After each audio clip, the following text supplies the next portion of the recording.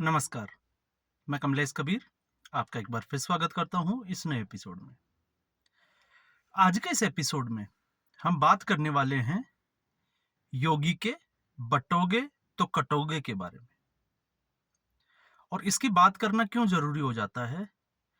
क्योंकि ये जो नारा है वो अब निचले स्तर तक, जहां तक इसकी पहुंच होनी चाहिए थी वहां तक पहुंच गया है। तो आज इस पूरे वीडियो पर विश्लेषण करेंगे कि इसका असर जो है वो कितना व्यापक होगा या फिर नहीं होगा। तो इसके लिए समझने के लिए जरूरत है हमें 1980 के दशक की बात करना। 1980 के दशक में जब भारतीय जनता पार्टी बनी थी जनसंघ से, उसके बाद में भारतीय जनता पार्टी के 2 सीटें आई थी। उसके बाद में हमें याद करना पड़ेगा अशोक सिंघल को। अशोक सिंघल ने एक नारा दिया था, जय श्री राम। 3 शब्दों का एक नारा था। और 90 तक, ये मैं 88-89 की बात कर रहा हूं, और उसके बाद में 90 के बाद में ये नारा जो है वो जन जन तक पहुंच गया।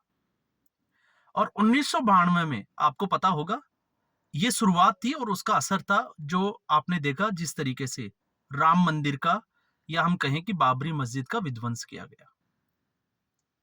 तो ये शुरुआत थी, और शुरुआत उन लोगों के लिए थी जो हम बात कर सकें कि हिंदू इस देश में, जिसका नाम हिंदुस्तान हो, हिंदू बाहुल्य क्षेत्र हो, और उसमें हिंदुओं के सामने जो जो समस्याएं थी उनको सुनने वाला कोई नहीं हो, क्योंकि वोट बैंक की राजनीति के लिए एक समुदाय विशेष का तुष्टिकरण करना।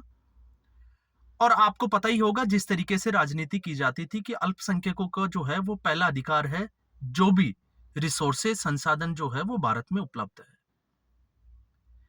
और जहां पर श्री राम का जन्म हुआ हो अयोध्या में, और ऐसा जो है वो वर्षों से पढ़ाया जा रहा हो, हजारों वर्षों से, और वहां पे राम मंदिर के निर्माण के लिए अगर 500 से 550 साल अगर किसी समाज को जो है वो इंतजार करना पड़े तो वो हिंदू समाज ही हो सकता है।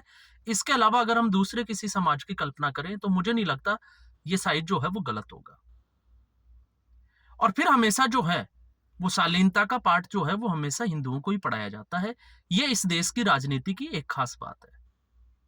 और कुछ कमियां तो जो है वो इस समाज में भी रही होगी। और आज भी आप देखिए, जिस जय श्री राम का जो नारा था जो व्यापक स्तर पे चला, और आपको एक चीज और इसमें समझनी पड़ेगी कि हिंदुओं को एक नेतृत्व करने वाली राजनीतिक पार्टी की जरूरत थी, और हिंदुओं को लगा कि भारतीय जनता पार्टी वो पार्टी बन सकती है। और यही एक वजह थी कि 1992 के बाद में भारतीय जनता पार्टी का जिस तरीके से उदय होता है, फिर उसके बाद अटल बिहारी वाजपेयी के समय जो है वो सरकार बनती है 2004 में। हालांकि जो है वो इतना पिछड़ा हुआ तो नहीं कह सकते, लेकिन वापस से यूपीए की सरकार आई, और जिस तरीके से यूपीए वन ने फिर दिखा दिया, आपको पता ही होगा, टीआर बालू जो साउथ से आते थे, डीएमके के एक बड़े नेता थे, और वही नेता जब सेतु समुद्रम प्रोजेक्ट की बात चली तो उन्होंने जो है वो राम को कांग्रेस पार्टी की सरकार होते हुए जो है वो काल्पनिक बता दिया। तो साफ तौर से ये दिखा दिया कि हिंदुत्व जो है वो विरोधी है ये पार्टियां। और उसके बाद में फिर एक बार जो है वो हिंदुओं को लगा कि उनको एक ऐसा नेतृत्व चाहिए जो हिंदुओं की बात करे। और 2014 में ये जो है, हम देखें अगर इसको समझें तो गुजरात के मुख्यमंत्री नरेंद्र मोदी में ये देखा गया और लगा कि इनके नेतृत्व में जो है वो ये चीज हो सकती है। तो भारतीय जनता पार्टी की सरकार बनाई। 2019 में उससे ज्यादा सीटें मिली, और 2019 में आते आते भारतीय जनता पार्टी में प्रधानमंत्री नरेंद्र मोदी के बाद में अगर कोई हिंदुत्व का बड़ा चेहरा निकल के आए तो वो निकल के आए योगी आदित्यनाथ, जिनको उत्तर प्रदेश का मुख्यमंत्री बनाया गया। अब हम उसके आगे की राजनीति की बात करते हैं। उसके आगे 2024 के लोकसभा चुनाव में 2024 के लोकसभा चुनाव ने जिस तरीके से विपक्ष ने आरक्षण का, संविधान बचाओ और जातिगत जनगणना के मुद्दों पर बात करना शुरू की, हम एक बार जो है वो खटाखट स्कीम वगैरह को हम साइड में कर देते हैं। और भारतीय जनता पार्टी जो है वो अचानक से जिस पिच पर भारतीय जनता पार्टी जाना नहीं चाहती थी उस पिच पर जाके बैटिंग करने लग गई। मतलब 2014 से लेके 2019 तक जितने भी जो चुनाव हुए उन चुनाव में विपक्ष जो है वो भारतीय जनता पार्टी की पिच पर बैटिंग करता हुआ नजर आया। चाहे वो विकास कब पैदा होगा, तारीख नहीं बताएंगे, राम मंदिर बनाएंगे, इस तरीके की तमाम तरह की बातें की गई। नरेंद्र मोदी के ऊपर जो है वो पर्सनल अटैक किया गया, भ्रष्टाचार के आरोप लगाए गए। मोदी उसको आपको अंबानी और अडानी का जो है वो आपने देखा। तो इस तरीके की राजनीति विपक्ष ने शुरू की और ये राजनीति जो है वो भारतीय जनता पार्टी को शूट करती थी, क्योंकि विकास के मॉडल में विपक्ष की कोई भी पार्टी, कांग्रेस पार्टी जो है वो नरेंद्र मोदी के सामने टिकी नहीं पा रही थी। फिर आया राष्ट्रवाद। तो राष्ट्रवाद में हमने देखा 2019 में जिस तरीके से कांग्रेस के समय में जो आतंकी हमले होते थे और उनका जवाब नहीं दिया जाता था, लेकिन 2014 के बाद में प्रधानमंत्री नरेंद्र मोदी ने इस मानसिकता को पलट दिया और मुंह तोड़ जवाब दिया। चाहे वो उरी का आपने देखा वो हमला, उसके बाद में जो सर्जिकल स्ट्राइक हुई, या फिर पुलवामा अटैक के बाद में बालाकोट एयर स्ट्राइक हुई, और उसका रिजल्ट था 2019 में। तो राष्ट्रवाद जो है वो भी जो है वो भावना जगाने वाला चाहिए था, एक राजनीतिक नेतृत्व की जरूरत थी। लेकिन 2024 के लोकसभा चुनाव ने भारतीय जनता पार्टी को सोचने के लिए मजबूर कर दिया, और भारतीय जनता पार्टी के जो प्रशंसक थे वो भी इस बात को उठाने लगे कि कहीं ना कहीं भारतीय जनता पार्टी जो है वो अब दूसरे मुद्दों पे, हिंदुत्व के मुद्दों को छोड़कर जो है वो सॉफ्ट हिंदुत्व की ओर जा रही है, और उसका खामियाजा भुगतना पड़ा। भारतीय जनता पार्टी 240 सीटों पे आ गई। फिर उसके बाद में हरियाणा का विधानसभा चुनाव जो है वो निर्णायक भूमिका में था, क्योंकि इस पर सबकी नजरें टिकी हुई थी कि भविष्य की राजनीति जो है वो किस तरफ जाएगी, विपक्ष उभरेगा या फिर भारतीय जनता पार्टी जो है या नरेंद्र मोदी का जो युग है उसका अंत प्रारंभ हो जाएगा। लेकिन इसी बीच 27 अगस्त को आप देखोगे दो घटनाएं बड़ी इंपॉर्टेंट है इसमें, और दो घटनाएं कौन सी इंपॉर्टेंट है आपको पता होना चाहिए। एक, जिस तरीके से बांग्लादेश में तख्ता पलट हुआ, और तख्ता पलट होने के बाद में जिस तरीके से हिंदुओं को खुद की रक्षा के लिए सड़कों पर उतरना पड़ा, ये पूरी दुनिया ने देखा, और हिंदुओं के मंदिर तोड़े गए। तो इससे जो है वो हिंदुओं को एक धक्का लगा, और हिंदुओं को समझ में आया कि अगर नरेंद्र मोदी सत्ता से चले गए तो फिर उनका क्या होगा। एक, इस चीज को कभी नजरअंदाज नहीं किया जा सकता, क्योंकि इसका जो असर था वो वैश्विक स्तर पे था, और हिंदुओं को जो है वो तख्ता पलट के बाद में आक्रामक होना पड़ा, और आक्रामक होने के बाद में एक मैसेज दिया कि हिंदू जो है वो डरता नहीं है, अल्पसंख्यक होने के बाद में भी वो अपना मुकाबला जो है वो डटकर करेगा। और उसी का असर था कि बांग्लादेश की सरकार को झुकना पड़ा। लेकिन इसी बीच योगी आदित्यनाथ ने आगरा की एक रैली में जिस तरीके से एक नारा लगाया, और उन्होंने सीधे तौर पे कहा कि नेक रहोगे तो सुरक्षित रहोगे, बटोगे तो कटोगे। और ये जो है वो नारा हरियाणा के विधानसभा चुनाव में इसका असर साफ तौर से दिखाई दिया। और फिर इसी नारे को जब हम बात करते हैं जय श्री राम का नारा, तो उसके बाद में ये दूसरा सबसे बड़ा नारा होगा जो जन जन तक पहुंच गया।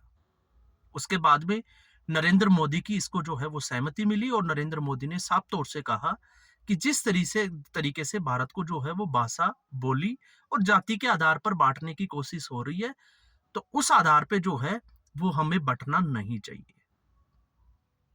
और फिर आरएसएस भी जो है वो उसी में कूद पड़ा। तो योगी के नारे को जो है वो आरएसएस ने, जब आरएसएस अगर किसी चीज के लिए जो है वो इस तरीके की अगर बयानबाजी कर दे और उसको अप्रूवल दे दे, तो फिर उसको जो है वो निचले स्तर तक पहुंच पाना जो है वो बहुत आसान हो जाता है। और हरियाणा का विधानसभा चुनाव हमने देखा, तो हरियाणा के विधानसभा चुनाव में एक कंक्लूजन ये भी निकल के आया कि इसका असर जो है वो इस तरीके से हुआ कि आज 80% जो है वो जुड़ता हुआ दिखाई दे रहा है। तो अब लड़ाई जो है वो 20% की चल रही है। तो क्या वाकई जो है वो 80% जुड़ रहा है? तो हरियाणा के विधानसभा चुनाव परिणाम को अगर हम देखते हैं, एक बार नजर डालते हैं, तो ऐसा होता हुआ दिखाई देता है। लेकिन इस नारे की अग्नि परीक्षा है महाराष्ट्र के चुनाव की। महाराष्ट्र और झारखंड, लेकिन इंपॉर्टेंट हो जाता है महाराष्ट्र का विधानसभा चुनाव। अगर महाराष्ट्र के विधानसभा चुनाव में अगर पब्लिक जो है वो भारतीय जनता पार्टी को सीधे तौर पे अगर पूर्ण बहुमत देती है, तो आप मान के चलिए कि ये जो है वो उस समय की याद दिलाएगा जिस समय अशोक सिंहल ने जो है वो जय श्री राम का नारा लगाया था, और ये उसी के ऊपर जो है वो चल पड़ेगा। और उसके बाद में 80% जो अपने वर्चस्व की लड़ाई लड़ता हुआ दिखाई दे रहा है वो एक तरफा होगा, और उसी का असर है कि अखिलेश यादव और विपक्षी जो पार्टियां हैं वो इस वक्त बौखलाई हुई दिखाई दे रही है, और वो जुड़ेंगे तो जीतेंगे कि जो है वो बात करने हैं। तो आपका अगर किसी नारे का या किसी वाक्य का अगर प्रतिक्रिया आती है तो आपको मान के चलिए कि उसका असर जो है वो देखने को मिल रहा है। तो अब ऐसी स्थिति में एक और समस्या की अगर हम बात करें तो दूसरी समस्या ये भी थी कि राजनीतिक पार्टी ही जरूरी क्यों? आखिर हिंदुत्व जो है वो किसी एक राजनेता और एक राजनीतिक पार्टी की तरफ क्यों देखता है? तो उसकी बड़ी वजह है जिस तरीके से हमारे धर्म के जो धर्मगुरु जो बैठे हैं ठेकेदार बन के, वो कभी सड़कों पे उतरते हुए दिखाई नहीं देते। इसलिए लोगों को जो है वो इसका एक अल्टरनेट देखना पड़ रहा है। आप देखिएगा, जब बांग्लादेश में जो है वो हिंदुओं के ऊपर अत्याचार हुआ, अगर यही घटना किसी और समुदाय के साथ होती किसी दूसरे देश में, तो पूरी दुनिया के देश जो है वो सड़कों पे होते। और आपने तो देखा ही होगा जिस तरीके से इजराइल और फिलिस्तीन की वार में या नसरुल्लाह की जो मौत हुई थी, तो भारत में भी एक कैंपेन चला दिया गया था कि हर घर से नसरुल्लाह निकलेगा। लेकिन क्या हिंदुओं के लिए ऐसा कुछ हुआ? नहीं। तो ऐसी स्थिति में जो बड़े-बड़े जो अनुराधाचार्य और भी बड़े नाम जैसे बाबा बागेश्वर, ये लोग कहाँ चले जाते हैं? ये समझ से जो है वो परे बात हो जाती है। आखिर ये लोग सड़कों पे क्यों नहीं आते? हम उग्रता की बात नहीं करते। हम बात करते हैं कि ये सड़कों पे आकर जो है वो ये मैसेज देने की क्यों नहीं कोशिश करते कि हिंदू समाज जो है वो जरूरत पड़ने पर सड़कों पे उतर सकता है, और जिस तरीके से आप लोग सड़कें जाम करते हैं उस तरीके से हिंदू समाज भी कर सकता है। और यही एक वजह है कि आज हिंदू जो है वो ऐसा ही नजर आता है। लेकिन अब जब ऐसे लीडर्स योगी आदित्यनाथ जैसे लोग जो है वो सामने से आकर अगर इसका जो है वो आह्वान करते हैं, तो फिर ये लोग जो है वो उसको अपना भी लेते हैं।